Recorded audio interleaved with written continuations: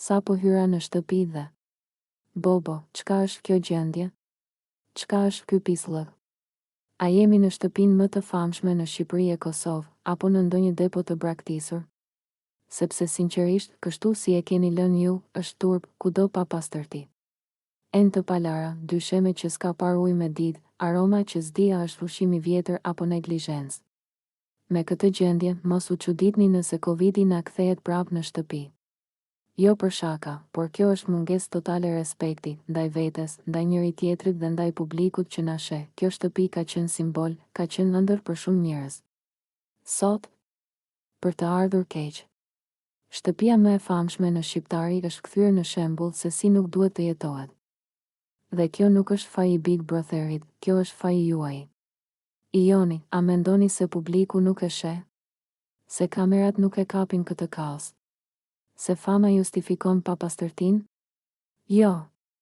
Fama e rrit përgjegjësinë, nuk e fshin atë. Prej këtij momenti, gjërat ndryshojnë. Kjo nuk është hotel ku dikush tjetër pastron për ju. Kjo është shtëpi ku secili mban përgjegjësi, sepse është turp të jetosh kështu. Është turp ta quash këtë shtëpi, dhe është akoma më turp kur e di që miliona sy po na shohin. Unë nuk kam hyrë këtu për ta injoruar këtë gjendje. Kam hyrë për ta thënë troç, kështu më nuk shkon. Unë jam Xhaneta, dhe këtë javë, shtëpia e Big Brother Kosova ka një kapitene. Ky rol nuk më është dhënë rastësisht. Nuk është dekor, nuk është privilegj, por është përgjegjësi. Është provë. Është një pasqyrë që tregon kush jam, si reagoj në impresion dhe si I trajtoj të tjerët kur kam pushtet. Dhe unë jam gati ta mbaj këtë barë, pa frikë dhe pa hezitim, që nga ky moment dua të jetë shumë e qartë për secilin prej jush, rregullat në këtë shtëpi do të respektohen. Jo sepse I vendos unë, por sepse pa rregull nuk ka bashkëjetesë. Pa respekt nuk ka lojë. Dhe pa lojë të pastër nuk ka fitore të vërtetë. Këtu brenda kemi parë tensione. Keqkuptime, fjalë të pathëna dhe fjalë të thëna gabim. Kemi parë buzëqeshje të rreme dhe heshtje që bërtasin. Si kapitene e javës, unë nuk do të mbyll syt para këtyre gjërave. Nuk do të bëhem pjesë e padrejtësisë dhe nuk do të lejoj që askush të ndihet I shkelur apo I nënvlerësuar. Nga sot e tutje, respekti ndaj njëri tjetrit është ligj, toni ulët, komunikimi drejt për drejt dhe ballafaqimi I hapur.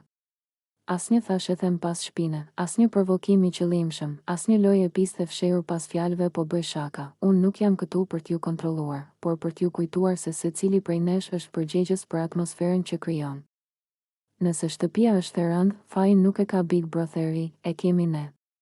Dhe kjo javë do të jetë javë reflektimi për të gjithë, dua ta dini edhe këtë, nuk jam kapitene vetëm kur është e lehtë. Jam kapitene edhe kur duhet të marr vendime të vështira. Edhe kur nuk do t'ju pëlqejnë. Edhe kur do të ketë pakënaqësi. Sepse drejtësia nuk është gjithmonë komode, por është e domosdoshme. Secili prej jush ka ardhur këtu me një histori, me një qëllim dhe me një strategji. Por kjo shtëpi nuk e shpërblen vetëm inteligjencën e lojës, shpërblen karakterin. Dhe karakteri shihet më së miri kur dikush ka pushtet dhe zgjedh ta përdor me maturi. Zarfi që po vjen pas pak është simbol I këtij besimi. Një besim që më është dhënë. Një moment I papritur dhe dramatik në Big Brother Kosova, Xhaneta dhe Labinoti, shtëpia e Big Brother Kosova ka qenë gjithmonë një arenë e paparashikueshme e emocioneve, surprizave dhe dramat që mbajnë të gjithë shikuesit të ngujuar para ekranit. Por ajo që ndodhi dje e kaloi çdo pritshmëri. Rikthimi I Xhanetës, ish banore e njohur dhe e dashur nga publiku, nuk ishte thjesht një rikthim I zakonshëm, ishte një rikthim që ndryshoi atmosferën e shtëpisë brenda sekondash. Ajo nuk hyri vetëm me energjinë dhe karizmën e saj të zakonshme. Xhaneta hyri me një shkop në dorë, simbol I vendosmërisë dhe kontrollit të situatës, dhe çdo banor ndjeu menjëherë se diçka e madhe po ndodhte. Labinoti, një nga banorët më strategjik dhe të fortë, u habit kur pa Xhanetën të përshkonte pragun.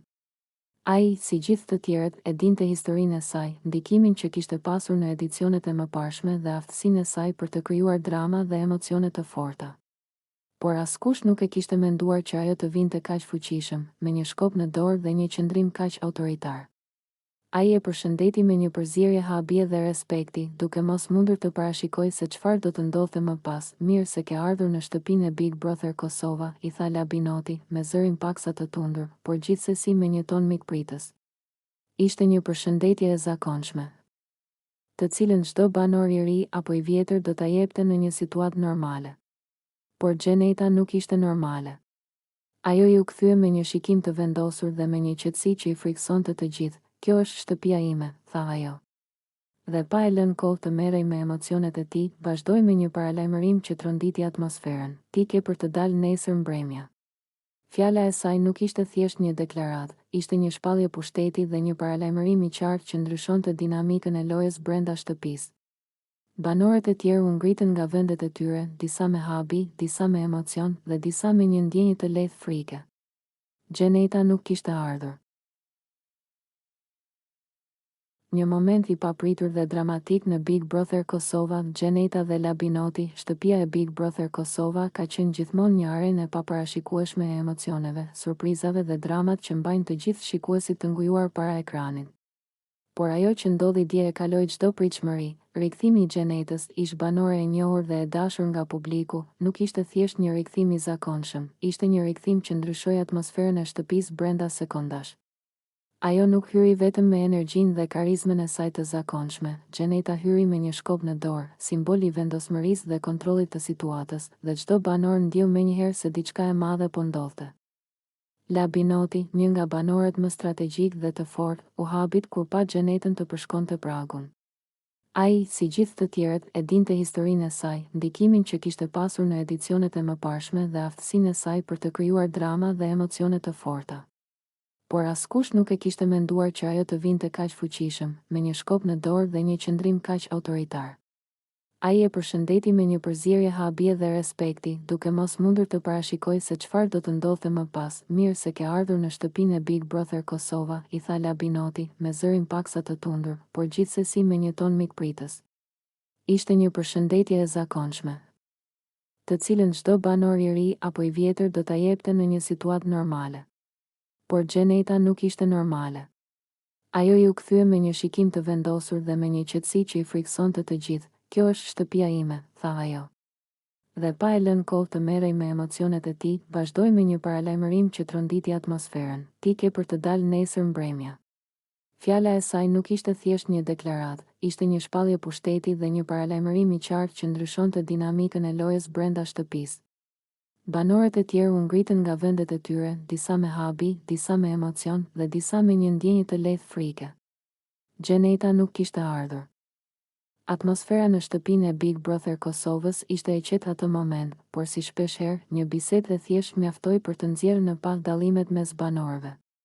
Bia dhe Ludo ndodheshin në një nga hapësirat e përbashkëta, duke shkëmbyer fjalë që fillimisht dukeshin lozonjare, por morën një kthes më të thellë. Bia, e veshur ndryshe nga ditët e tjera, u kthye nga Ludo dhe e pyeti me një buzëqeshje: "Si të dukem sot?" Ludo e pa për disa sekonda dhe u përgjigj pa hezitim: "Sot je vërtet yll."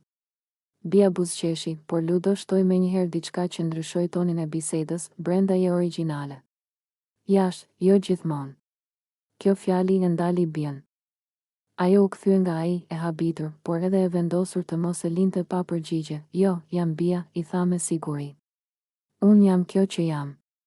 Nuk jam ajo që ti mendon." Biseda u bë më serioze. Bia shpjegoi se nuk i pëlqen të reduktohet vetëm në pamje apo komente sipërfaqësore. "Ti gjithmonë flet për gjëra të jashtme," i tha ajo.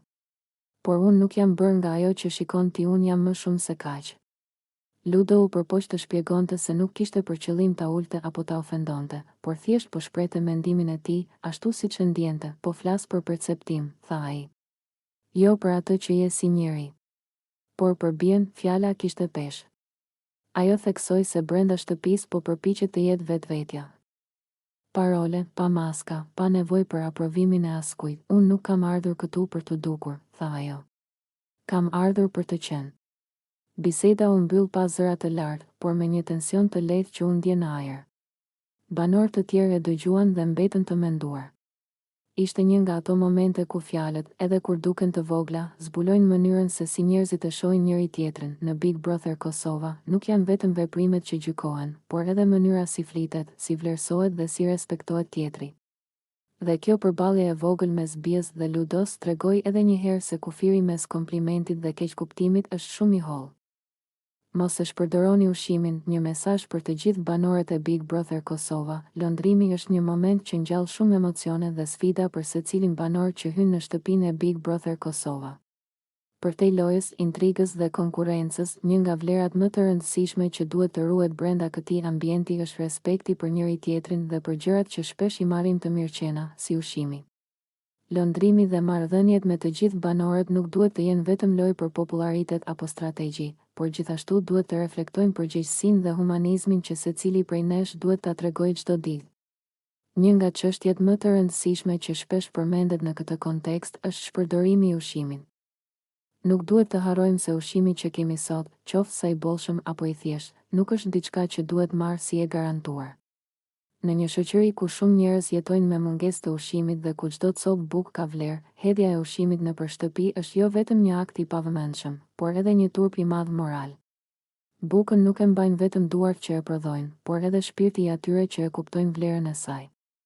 Ai që e shpërdoron, harron falënderimin ndaj punës së atyre që e prodhuan dhe përpjekjes për të siguruar ushqim të mjaftueshëm për të gjithë. Të jetosh në një ambient si ai i Big Brother Kosova do të thotë të ndash gjithçka, kohën, emocionet dhe ushqimin.